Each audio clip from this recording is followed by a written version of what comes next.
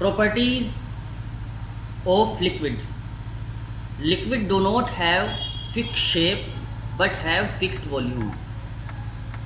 देखिए, लिक्विड का fix shape नहीं होता है, लेकिन उसका वॉल्यूम फिक्स होता है. Fixed shape. लिक्विड जिस भी कंटेनर के अंदर फिल किए जाते हैं या जिस भी वेसल में उनको रखा जाता है या उसमें उसको भरा जाता है, तो वो उसी की शेप को गेन कर लेते हैं. तो इसीलिए लिक्विड के लिए कहा जाता है liquids do not have fixed shape but have fixed volume. Liquid can not be compressed much. Liquid को बहुत ज़्यादा दबाया नहीं जा सकता है.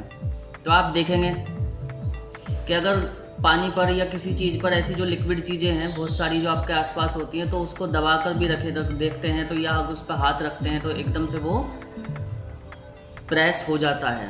तो वो किसी भी ऑब्जेक्ट के वेट को या मास को सहन नहीं कर सकता है.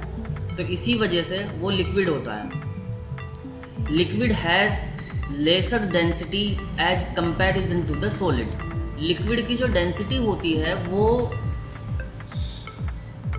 सॉलिड के कंपैरिजन में कम होती है.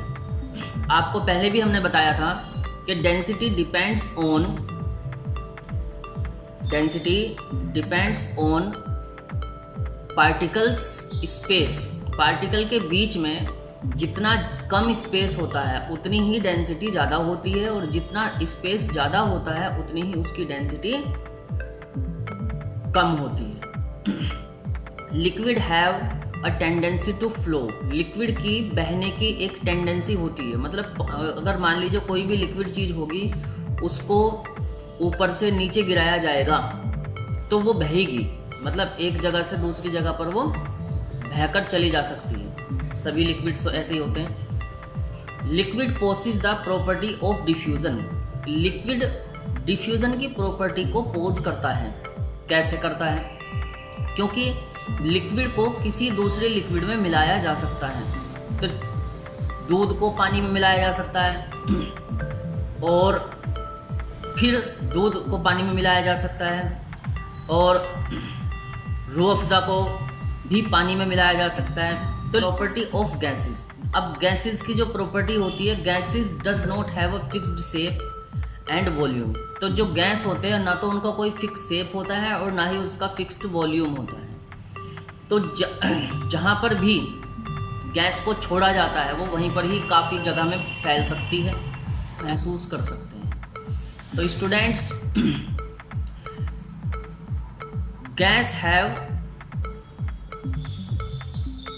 Gas do not have fixed shape and volume. तो गैस का कोई फिक्स शेप या फिक्स वॉल्यूम नहीं होता है. Guys have maximum fluidity and lesser density.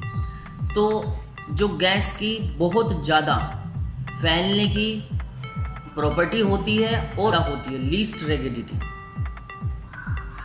तो मतलब gas are high compressible. Gas को बहुत ज़्यादातर दबाया जा सकता है, कंप्रेस किया जा सकता है. Guys have low density. Gas की जो डेंसिटी होती है वो लो होती है. डेंसिटी के बारे में हम बात कर भी चुके हैं, बताया भी है हमने आपको. The kinetic energy of particle in the gases state is very high. जो काइनेटिक एनर्जी होती है गैस के पार्टिकल्स की वो बहुत ज़्यादा होती है. तो इसलिए आप कह सकते हैं जो गैस होते हैं वो बहुत तेज़ी से एक जगह से दूसरी जगह तक फैलता है.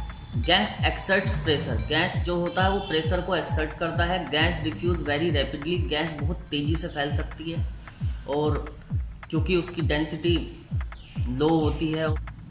तो अब हम आपको कुछ इम्पोर्टेंट मेल्टिंग पॉइंट्स, कुछ इम्पोर्टेंट बॉइलिंग पॉइंट्स और कुछ और इम्पोर्टेंट बातें बता रहे हैं.